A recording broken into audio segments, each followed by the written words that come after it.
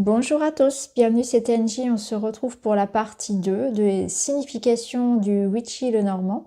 Donc dans cette vidéo, nous allons voir les cartes de 20 à 38. Je vous invite bien sûr à aller voir la première partie de la vidéo. Vous pouvez prendre un petit stylo de quoi noter si vous souhaitez voilà, prendre des notes pendant la vidéo. Et puis pour tous ceux qui possèdent déjà l'oracle, vous pouvez suivre avec le livret.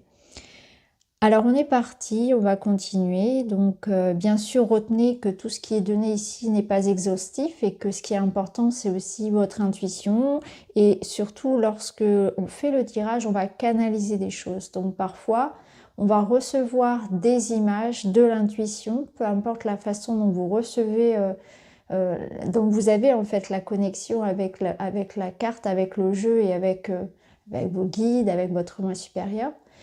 Ce qui est important, c'est que vous vous fassiez vraiment votre propre répertoire, votre propre méthode en réalité de connexion. Donc il se peut que par exemple cette carte-ci, la carte du parc, elle va vous parler de ce qui est dans le livret, de ce que je vais moi vous donner comme information, mais peut-être que vous, quand vous allez expérimenter l'oracle, hein, que vous allez l'utiliser pour vous, pour quelqu'un d'autre, peu importe, il y a des mots, des situations qui vont venir aussi, donc c'est important de se créer comme un petit livre peut-être, ou noter sur un petit papier que vous pouvez glisser dans le livret éventuellement. Tout ce qui peut venir pour vous avec cette carte-là. Peut-être que pour vous, cette carte, elle va avoir aussi d'autres significations, et tant mieux.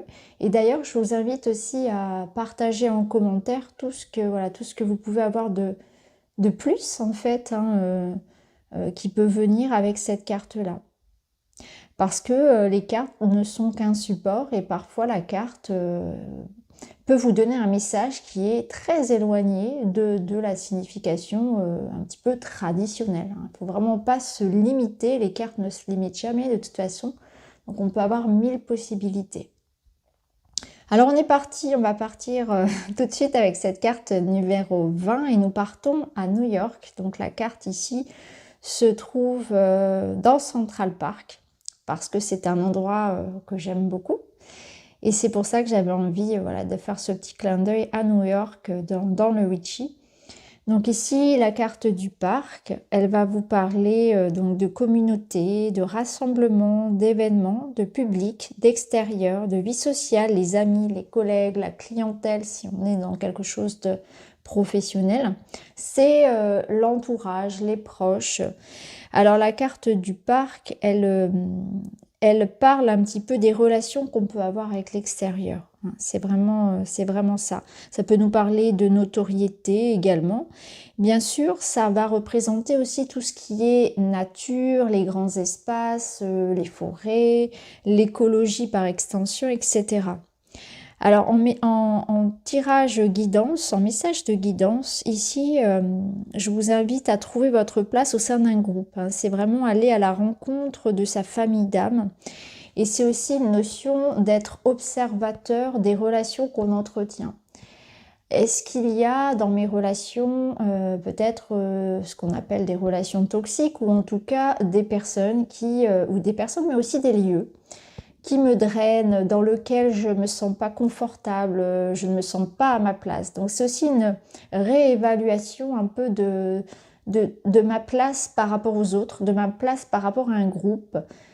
Cette carte, elle peut nous dire aussi qu'on est dans une phase de sa vie où on fait un peu ce tri-là, mais aussi une phase de sa vie où il y a des gens qui vont entrer et d'autres qui vont sortir. Et que c'est naturel et que ça fait partie de l'évolution, puisque lorsque vous allez changer vos vibrations, les personnes que vous allez côtoyer vont évoluer aussi. Donc c'est tout à fait normal. Donc on peut être dans des constats parfois de se rendre compte que cette relation ne me nourrit plus, ou ce travail, cette situation, ce groupe, cette équipe par exemple, ou cette collaboration ne me convient plus. Mais c'est un appel aussi parfois tout simplement au repos, aux vacances, aux grands espaces. Et puis ça peut nous parler bien sûr d'avoir un travail, une activité ou un projet en rapport avec la nature aussi. Hein. Donc voilà pour la carte du parc. Alors ensuite on passe à la carte numéro 21 et on est avec les rochers. Donc là les rochers, on est dans une ambiance plus tropicale, dans une espèce ici de forêt aquatique. Et on peut voir sur la carte que l'eau va se frayer un chemin au travers des rochers qui sont quand même assez énormes. Et c'est pour montrer la force et la détermination face à l'obstacle. Donc cette carte des rochers, elle nous parle d'obstacles, de blocages, de retards, de défis, de difficultés, d'épreuves, d'ennemis et de contrariétés. Donc ça représente effectivement toutes ces étapes aussi qu'on a à franchir. C'est un petit peu ce que l'on doit dépasser, c'est le challenge. Alors par extension, ça peut nous parler aussi de patience, de persévérance et vraiment de faire preuve de courage quand on est dans des périodes de la vie où ça avance pas comme on veut. C'est vraiment ça, c'est vous dire que l'eau passe partout, l'eau arrive toujours à retrouver, à avancer en fait, à suivre son chemin et c'est un peu comme ça qu'on vous invite à observer la situation qui vous préoccupe. Donc ça peut nous dire qu'il faut s'attendre à des retards, à des contrariétés, à des blocages. Ça peut nous parler aussi d'une personne qui va vous bloquer la route, en quelque sorte, qui vous met des bâtons dans les roues. Alors en termes de guidance et de développement personnel, ici ça va nous parler d'épreuve. Cette épreuve est devant vous et vous devez apprendre à la dépasser. Donc c'est aussi une expérimentation que la vie vous envoie, que l'univers vous envoie actuellement, à vous dépasser, à sortir de votre zone de confort, à dépasser des croyances, des limitations qu'on peut avoir. Il y a une force ici de conviction et de reprise en fait, de confiance en soi pour aller de l'avant. C'est vraiment ça. C'est que là, il y a une notion aussi de timing. C'est faire preuve de patience dans le sens de se dire aussi peut-être que votre tour viendra, c'est pas encore le bon moment. Soyez patient, soyez persévérant, il y a peut-être des choses qui ne sont pas prêtes encore, des choses que vous ne voyez pas, mais c'est aussi une belle évolution intérieure, c'est-à-dire qu'en vous aussi, il y a des choses qui sont en mouvement et ça a besoin de maturer encore un petit peu. Alors, la carte numéro 22, donc la rose des vents. Donc ici, on retrouve voilà, des avions qui vont dans toutes les directions. Donc on est vraiment ici, donc on retrouve le globe terrestre également. On est sur une notion bien sûr de voyage, de liberté, d'indépendance, de déplacement, de route, d'orientation, d'hésitation, de décision à prendre. On a le choix, on a des possibilités multiples. Donc là, ça va nous faire écho à tout ce qui va être voilà, décision à prendre, hésitation. On peut être dans le flou un petit peu avec la rose des vents, on peut se chercher. On cherche sa voie, on cherche des réponses. Alors, ici, dans le livret, je vous parle également voilà, de différentes options. Donc, parfois, on peut se retrouver aussi face à plusieurs personnes, plusieurs postes, si c'est dans le professionnel, etc. Alors ça peut nous parler aussi de distance, d'éloignement qu'on peut ressentir ou qui peut être réel, géographique.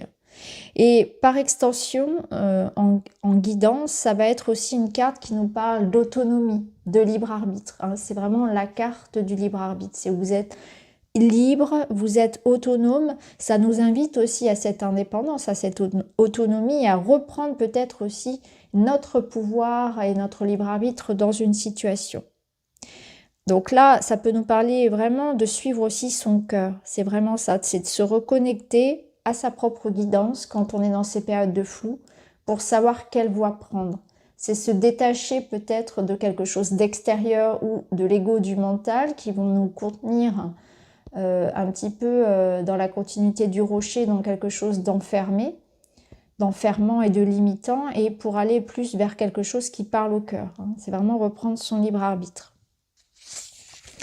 Et c'est aussi la carte qui vous dit que du coup, lorsque vraiment vous vous sondez en vous ce qui fait vibrer votre cœur, tout à coup, tout devient plus clair aussi. On sait absolument quelle voie prendre. Alors ensuite, on passe aux petites souris. Donc les 3 petites souris, ça va nous parler de perte, de vol, de stress, de quelque chose de petit également. Donc ça peut être de la description, de la fatigue, de la frustration, de la déception et du gaspillage. Donc il y a quelque chose qui manque, il y a une perte, il y a un vol. Alors souvent, c'est quelque chose d'énergie, c'est une perte d'énergie. Donc l'énergie, c'est l'argent, c'est le temps, c'est la santé, c'est les... Voilà. Vous voyez, ça peut être quelque chose de physique. C'est un peu le stress aussi. Après, quand on est dans de la prédiction et dans de la description, ça représente donc quelque chose de petit, quelque chose aussi qui prolifère rapidement. Donc elle n'a pas vraiment de polarité ni négative ni positive. Finalement, ça dépend tout à fait de la question. Donc souvent, elle représente dans les tirages que je peux faire de la fatigue. Souvent c'est ça, c'est de la fatigue, c'est du stress. Ça peut être un manque de quelque chose, une frustration. On se sent en manque de quelqu'un, en manque de reconnaissance, en manque d'énergie, en manque d'argent. Vous voyez, c'est quelque chose comme ça, où on se sent frustré de ne pas avoir ou de ne pas recevoir assez.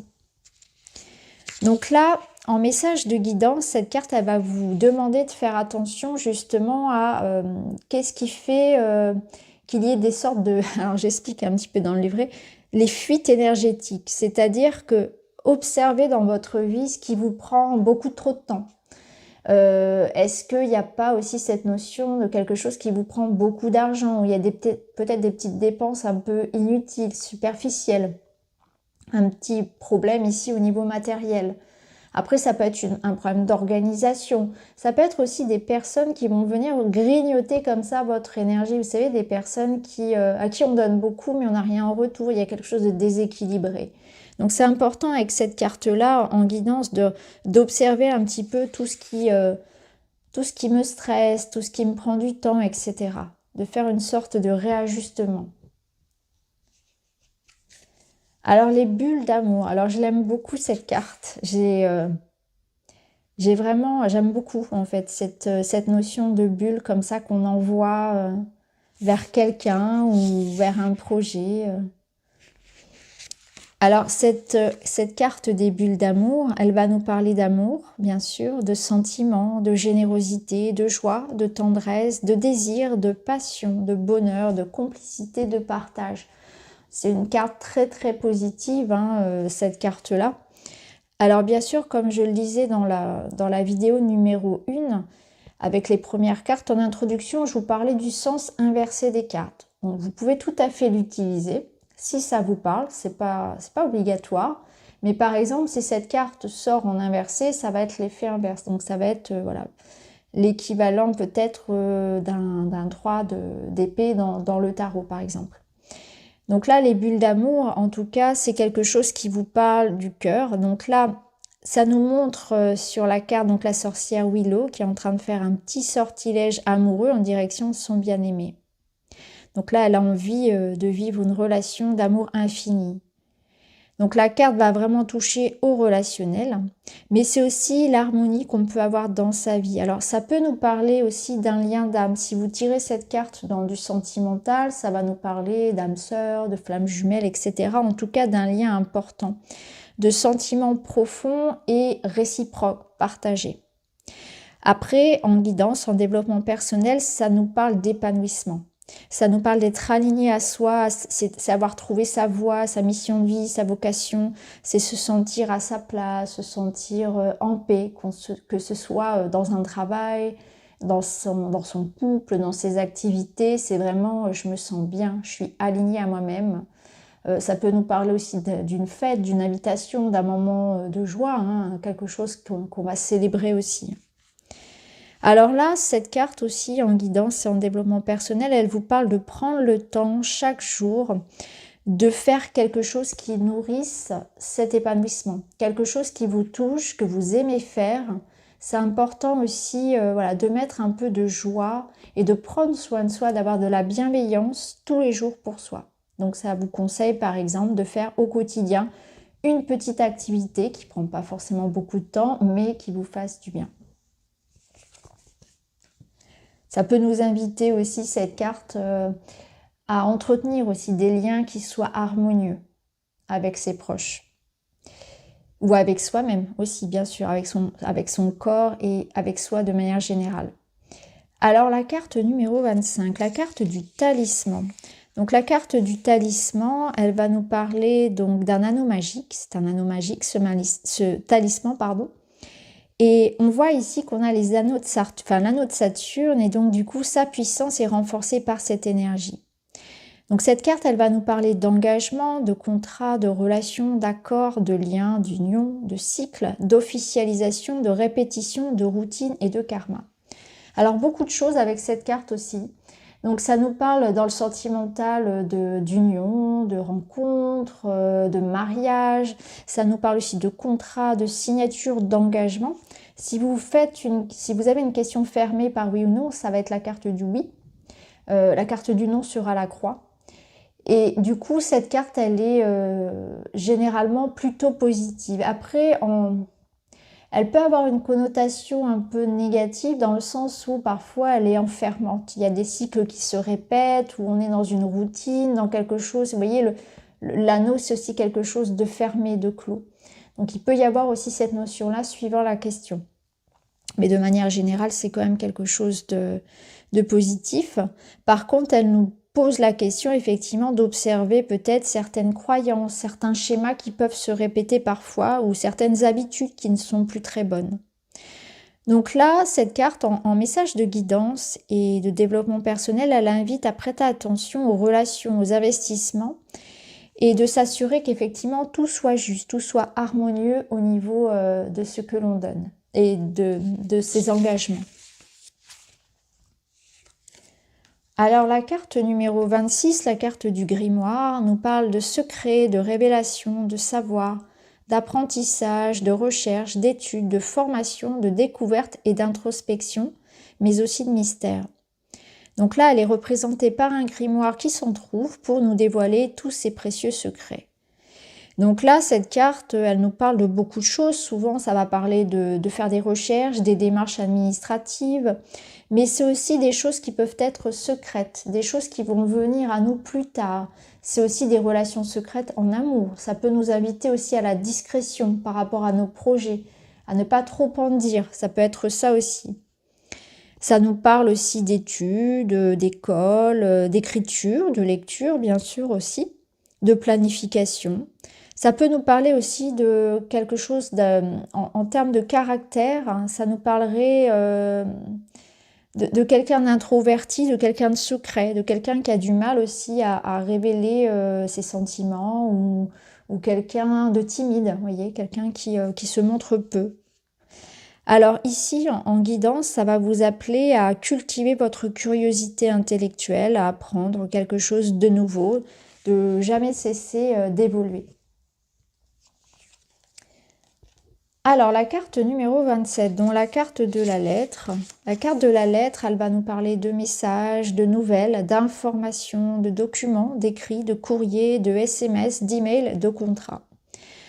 Donc là, cette lettre, elle est dactylographiée. J'avais envie de ressortir les anciennes machines à écrire que je trouve très, très sympa. Donc on a les plumes et les avions qui vont représenter l'élément air, la communication, etc. Donc ici, ça peut représenter autant les emails que les documents papier, que les courriers, les SMS. C'est de manière générale l'expression de ces idées, la planification, les démarches écrites. Donc en message de guidance, c'est une invitation à faire des vœux, à poser des intentions, à faire pourquoi pas un rituel par l'écriture. Ça peut être une invitation aussi à se mettre en route, à enclencher des démarches, par exemple, tout dépend de la question. Mais c'est aussi l'idée d'avoir de la gratitude, en fait, de remercier de manière générale, de s'exprimer aussi, d'exprimer des émotions. Alors la carte numéro 28, c'est la carte de l'enchanteur, c'est la carte de l'homme. Donc cette carte, elle représente une personne, donc un homme, le consultant. Donc cette carte, elle peut représenter aussi, bien sûr, une énergie ici plutôt yang. Hein, on est dans quelque chose d'action, de mise en place, de force, de décision. Et cet enchanteur, en fait, je voulais vraiment un personnage qui soit doux. Je voulais quelqu'un un peu, voilà, rêveur, musicien. Donc, on vous dit dans le livret que c'est quelqu'un qui a beaucoup de dons et qui sait créer justement l'harmonie et la beauté autour de lui. Alors en guidance, c'est quelqu'un qui va vous inviter à utiliser la musique pour guérir, hein.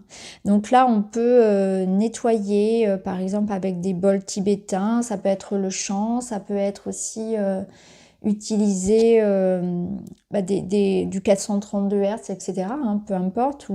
Alors, ça peut être quelque chose que vous allez écouter, ça peut être aussi jouer de la musique par vous-même, c'est vraiment être attentif à ce que l'on écoute, et au son, en fait, à la puissance vibratoire du son.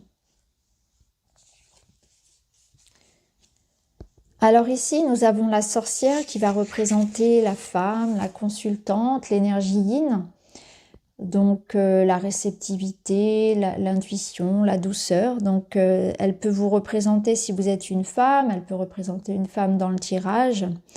C'est la guérisseuse, c'est la magicienne, c'est celle qui détient entre ses mains, vous voyez, l'univers. Donc elle est capable de tout transformer, de tout transmuter, de guérir. C'est une carte qui est très forte, hein. Elle est vraiment connectée entre le ciel et entre la terre. Elle fait preuve de créativité, elle donne vie à beaucoup de choses. Donc c'est une carte très forte, c'est une de mes cartes préférées également. Donc celle-ci, en guidance, elle vous aide à transmuter les énergies négatives en positives. Elle vous demande de vous reconnecter à vos capacités justement de création, à votre esprit créateur. Et elle vous invite vraiment à prendre conscience aussi de tout ce potentiel que vous avez entre les mains. Vous êtes capable de beaucoup de choses et parfois, c'est bon aussi de se rappeler que dans des moments de doute, en fait, qu'on peut aller puiser en soi les réponses et les ressources. Alors la carte numéro 30, elle va, donc la couronne de lys, elle va nous parler d'harmonie, d'honneur, de récompense, de sérénité, de plénitude, de bien-être, de maturité, de patience, de sagesse, de vieillesse, de pureté, de respect. Donc là, on retrouve la sorcière Willow avec sa couronne, un petit peu en guise de récompense aussi, hein. Donc là, ça nous parle vraiment de patience, d'être soi. Ça peut représenter aussi une période d'attente, un petit peu de réflexion ou de préparation. Il y a vraiment une notion de sagesse, de plénitude. En tout cas, souvent, elle ressort comme une carte qui va nous parler aussi de sérénité. Alors cette carte, elle peut aussi représenter en prédiction tout ce qui va être officiel, tout ce qui va être juridique, officiel, une annonce, quelque chose qui vraiment est rendu public, est ancré en fait, hein. Une réussite ancrée par exemple, hein, un résultat que l'on obtient. Alors, en guidance, ça va nous parler de l'expérience. Donc là, je vous renvoie à votre sagesse, hein. Je vous dis que si ce que vous souhaitez obtenir n'arrive pas là tout de suite lorsque vous en faites la demande, c'est qu'il y a une raison. Alors il y a sans doute des choses à travailler et aussi parfois l'univers ne nous envoie pas forcément ce que l'on veut, mais ce dont on a besoin. Et ça, c'est quelque chose dont il faut se rappeler. Et cette carte, elle nous le rappelle parfois en guidance et en développement personnel. Ici, elle nous apprend en fait à tenir compte de ça, de cette notion de patience, de cette notion aussi que parfois, on est à la chasse de quelque chose qui ne nous conviendrait pas de toute façon. Et la vie nous redirige. Donc il y a une leçon aussi un peu divine et spirituelle avec cette carte. Alors le soleil couchant. Alors ici, le soleil couchant, il va nous parler de bonheur, de réussite, de vérité, d'épanouissement, de vitalité, de succès, d'éclaircissement, de joie et de festivité. Donc là, on voit le soleil qui illumine l'horizon. Il est en train de s'enfoncer lentement dans l'eau pour éclairer les abysses, pour éclairer ce qui est sombre. Donc on va avoir des réponses, on va avoir peut-être quelque chose qui arrive à nous et qui nous sort justement de cette obscurité. C'est un épanouissement, c'est l'aboutissement aussi d'un travail, d'effort. C'est quelque chose de peut-être qui se termine pour le meilleur en fait. C'est vraiment ça. C'est vraiment un grand bonheur qui arrive, c'est la réussite. Donc ça peut venir de l'extérieur, ça peut être un verdict, ça peut nous parler d'un épanouissement personnel. Et ça peut représenter aussi tout ce qui va être les vacances, l'été, la saison de l'été, etc. Alors, je reviens sur la carte précédente puisque, à l'inverse, l'hélice, la couronne de lys va représenter l'hiver. Donc là, cette carte, elle va nous parler, voilà, de détente aussi, mais de vérité. Ça peut être une carte aussi qui représente l'éveil spirituel. Alors, en message de guidance, on nous invite justement à prendre notre place, à briller et à offrir au monde tout le fruit de notre créativité.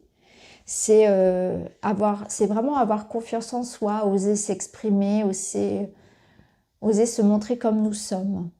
C'est une carte d'épanouissement personnel, de réussite. Alors, la carte numéro 32, donc on est ici sur la pleine lune. Elle va nous parler d'émotions, d'inconscient, d'intuition, de peur, du passé, de la nostalgie, de la créativité, de la voyance, du don, la notoriété et de la magie. Donc là, on voit la pleine lune qui est bien ronde, qui est parfaitement illuminée. On a ce petit chat Raven qui est fasciné par sa beauté. Donc la lune, elle peut représenter tantôt le passé, parfois c'est les émotions. Ça peut nous dire aussi qu'on est dans une période un petit peu où on doit dépasser ses peurs, où aussi on doit être face à quelque chose qui est dans l'inconscient. Donc ça invite à aller creuser aussi en soi. C'est une carte aussi qui parle de beaucoup de créativité, donc pour tout ce qui va être artistique et projet, c'est une très bonne carte. Ça nous parle aussi de reconnaissance, d'un travail reconnu, de notoriété. Ça peut nous parler aussi de romantisme, de quelqu'un de sensible, parfois même de lunatique. Alors ici, cette carte en guidance, elle invite vraiment à se connecter à sa magie personnelle. Ça peut nous parler aussi de travailler avec la lune, de faire des rituels de lune, de travailler avec les cycles lunaires, avec ses propres cycles également, et de faire un travail de libération. Il y a vraiment une notion ici aussi de faire un travail sur l'inconscient, sur les vies antérieures, etc. Alors la carte numéro 33, alors je l'aime beaucoup celle-ci, on retrouve encore de la musique, la musique est présente sur plusieurs cartes. Donc la carte de la clé, ici on a donc la clé de sol également, donc ça nous parle de solutions, d'opportunités, de dénouement, de projets, d'ouverture, de réussite, d'aide, de ressources extérieures. Donc là il y a quelque chose qui s'ouvre, on retrouve l'harmonie, on est au diapason, donc ça nous parle de réussite, de dénouement positif. On élucide un problème, on débloque une situation. Donc dans le sentimental, ça parle de réconciliation, de retrouvailles. C'est les aides, c'est le soutien. C'est les synchronicités de la vie aussi. C'est quelque chose aussi que l'on retrouve. Donc c'est vos ressources intérieures, c'est le développement de ses capacités, de ses dons. Une connexion forte également. Donc là, ça nous invite vraiment à manifester les choses, à avoir de l'audace, à persévérer, parce que les portes sont en train de s'ouvrir. Donc ça peut nous ouvrir aussi la porte vers quelqu'un, vers une nouvelle relation, vers un nouveau projet. Ça nous dit aussi que les solutions sont là, que c'est le moment aussi, elle nous ouvre un peu le tapis rouge, elle nous dévoile en fait de nouvelles portes, de nouvelles possibilités. Elle est très positive. Alors la carte numéro 34, alors elle va nous parler, donc les poissons, elle va nous parler du bonheur déjà, puisque heureux comme un poisson dans l'eau. Ça nous parle d'abondance.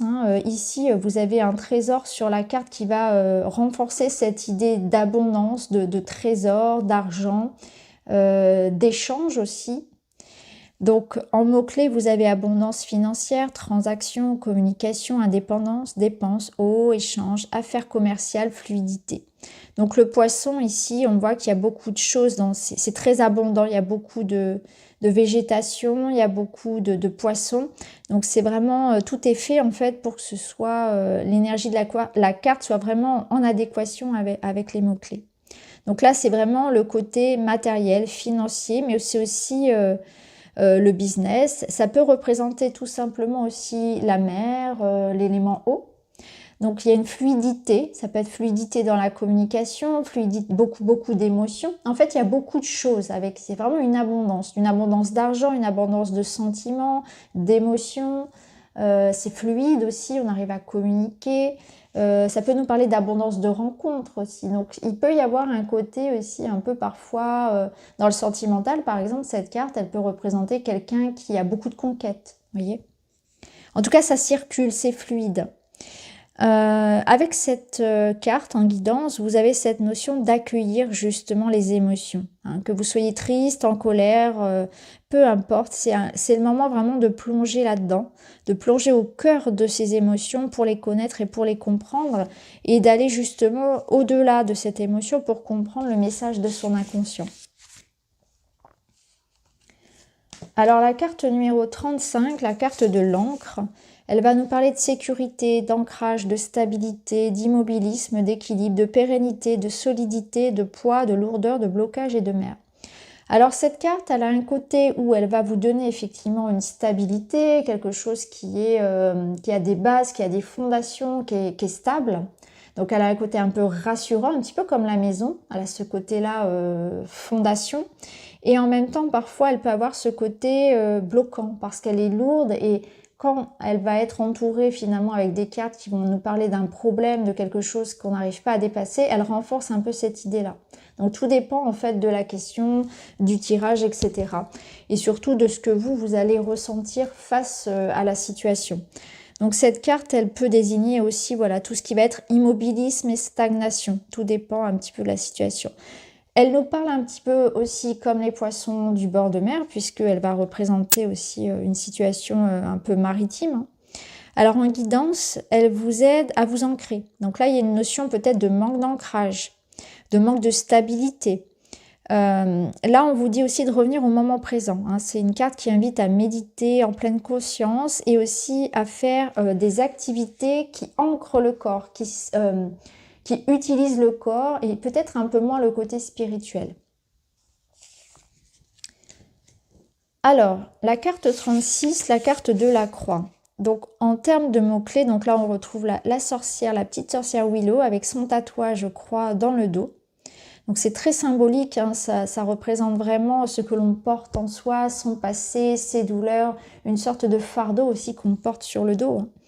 Donc ici, ça nous parle de douleur, de tristesse, de fardeau, de spiritualité, de croyance, de sacrifice, de peine, de fatalité, de résilience. Donc cette carte, elle est plutôt, on va dire, à polarité négative parce qu'elle va nous parler de tristesse, de deuil, de situation qui est lourde, de douleur aussi physique et morale. Mais ça nous parle aussi de la spiritualité, de la religion, c'est les croyances, c'est la prière, c'est aussi la foi. Avoir la foi, il y a une forme de résilience en fait. C'est à la fois, je peux être dans cette situation qui est très dure et en même temps, bah, je prie, je veux m'en sortir, j'ai cette foi en l'univers. Alors, par rapport à cette carte, ça peut représenter aussi, en termes de guidance, la nuit noire de l'âme. C'est vraiment la carte par excellence qui représente cette notion-là. Alors, ici, en guidance, je vous invite à garder la foi, à comprendre que votre âme a choisi d'expérimenter au travers des difficultés. Donc, voilà, ça rejoint un petit peu cette notion de nuit noire de l'âme que parfois on en passe aussi par des schémas d'évolution qui sont difficiles, mais que ça fait partie en fait de ce que notre âme a choisi de venir expérimenter. Donc, c'est aussi dans les plus grandes difficultés qu'on grandit. Alors, on termine donc avec la carte du yin et du yang. Donc, la carte du yin et du yang, alors je vais les lire en même temps. Alors, ces deux cartes-là, ce qui est important de retenir, c'est que si vous utilisez le Witchy, le Normand uniquement en petit le Normand, vous pouvez les retirer du jeu, tout simplement, ou bien les laisser, hein, même si vous faites du petit le Normand. Ça peut être utilisé par exemple donc, en deuxième carte personnage. Donc, par exemple, si vous faites un tirage avec 2 femmes ou avec 2 hommes, vous pouvez de cette manière obtenir un couple. Voilà. Après, si vous utilisez le Witchy en tant qu'oracle général, hein, divinatoire, vous pouvez les laisser. Moi, ce que je fais, c'est que je les laisse dans le jeu, peu importe que ce soit en petit Lenormand ou en oracle divinatoire. Je laisse ces deux cartes et j'utilise toujours cette notion de yin et de yang dans le sens, voilà. Donc, par exemple, pour le yin, on va être sur l'énergie féminine de l'intuition, la décision, de l'émotion, de la bienveillance. Et avec le yang, on va être sur l'énergie masculine de l'action, de la décision, de la raison. Donc, je les conserve et je fais faire la lecture en petit Lenormand orientée avec ces deux cartes-là de cette façon, finalement. Après, en carte oracle, c'est des cartes qui vont vous parler finalement de... Alors, en guidance, la carte yin, elle va vous parler de compassion envers vous-même et envers les autres. C'est vraiment l'énergie féminine au sens le plus large, donc l'intuition également. Et elle vous dit que vous êtes bien connecté à votre intuition, que vous êtes connecté aussi en tout temps à la source. Donc là, c'est une carte qui aussi parle de connexion, de reconnexion en tout temps. Elle vous dit aussi que vous avez tout en vous, que vous n'avez pas besoin d'aller chercher à l'extérieur cette connexion puisque la source est à l'intérieur de vous. Vous êtes cette lumière-là. C'est une carte très forte en termes de guidance et de spiritualité. La carte Yang, elle va inviter, elle, à se mettre à l'action. Elle, c'est vraiment la notion ici de manifester dans la matière, justement, un projet que l'on porte, c'est spiritualiser la matière. C'est vraiment ça. C'est vraiment, je suis l'énergie qui vous pousse à avancer, à vous affirmer. Et c'est aussi une invitation à être dans sa mission d'âme. C'est vraiment ça. Donc, ça serait, si vous voulez, la carte yin, ce serait l'énergie du ciel, la carte yang, l'énergie de la terre, et nous, on est un peu dans cet entre-deux-là, en fait, ce juste milieu, cette énergie où je suis à la fois connectée à ma source, au ciel, à ma spiritualité, et en même temps, je suis bien ancrée dans ma vie, je manifeste les choses, je garde les pieds sur terre. Il y a le côté un peu matériel, on va dire, avec cette carte-là aussi.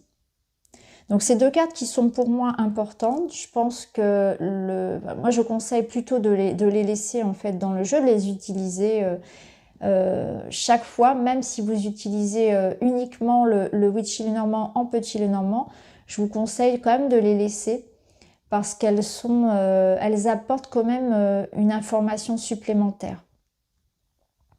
Donc voilà pour les significations des cartes. J'ai terminé donc les 38 cartes. Je vous partagerai également des méthodes de tirage très prochainement, différentes méthodes pour tous les domaines.